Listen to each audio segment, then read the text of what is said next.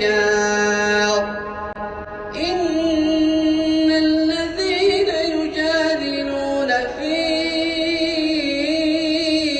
آيات الله بغير سلطان أتاهم إن في صدورهم إلا كبر ما هم ببالغيه فاستعذ بالله